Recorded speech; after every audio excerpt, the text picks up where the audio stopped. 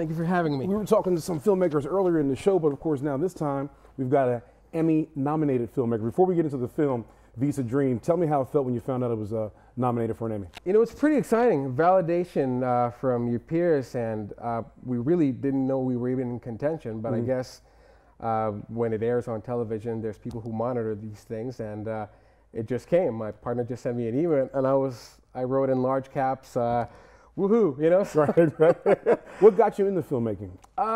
You know, ever since I was a kid, I've always been an observer of media. You know, from a young age, I could tell that the texture from the screen was different when they were shooting with video and film. I didn't know what it was until I was in college, but I knew it was different. I'm like, you know, so that's just a little bit about it. But I've always been an observer of media ever since I was a kid and exposed to films and so on. I think they shaped a lot of what I did.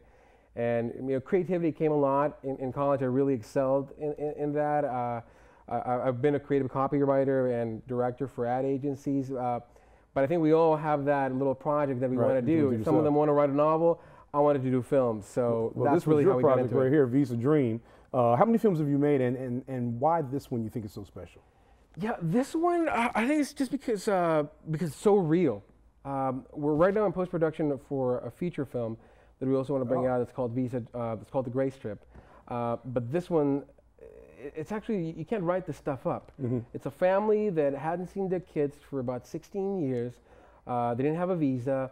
Kids were in the US, some of them illegal, so they couldn't meet up anywhere. And finally the parents said, you know, we had it, we're going to try to apply for a visa. Very unlikely they would get it because of their lowly background. You know, the US only gives out visa to people who can prove income, ties to Mexico. They're not going to come over here and work or stay.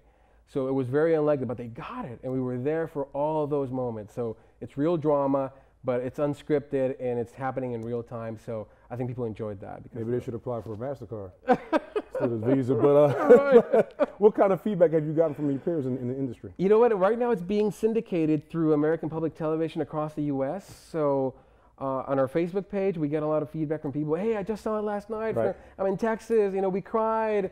You know, we're in Illinois. You guys did a great job. I wish it lasted longer. You know, it's a 30-minute documentary. So, you know, we've gotten very good feedback from people. Well, I know a lot of blood, sweat, and tears went to that 30 minutes. Right.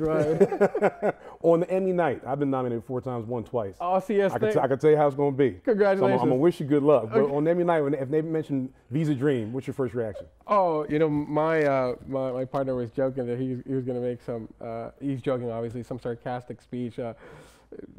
Thank you for you know, prizing this really cheap to make film. Competition must have been really cheap or really weak this year. Obviously, we're not going to say that, but we're just happy that a labor of love that had no pretensions and we really weren't expecting anything seems to have been enjoyed by people and touch a nerve. Where do you think you're going to go take it on from here? We really didn't have lofty expectations for it. I mean, truthfully, we just wanted to tell a true story that was seen by people. And I think that's what every filmmaker wants. Prizes and accolades are good, but you want your work to be seen by people. And if it touches a nerve, if it makes you feel something, then you've done your job. And that's what we wanted to do. We got about 30 seconds left in the segment. Filmmakers all the time say they want to tell a story. Right. The story that you told here, it came from the heart, obviously. It did. It did. I think right now, not only in the U.S., I think immigration is something that is a globalized topic. I think with all different political borders shifting and populations, you know, moving, I think there's visa dreams all around the world.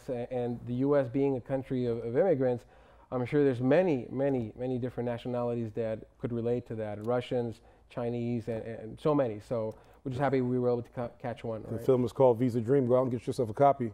This one's mine. Well, hey, I appreciate it, bud. Good luck to you, okay? Yeah, Good luck on Emmy night. Thank you, CS. We'll be back after this break.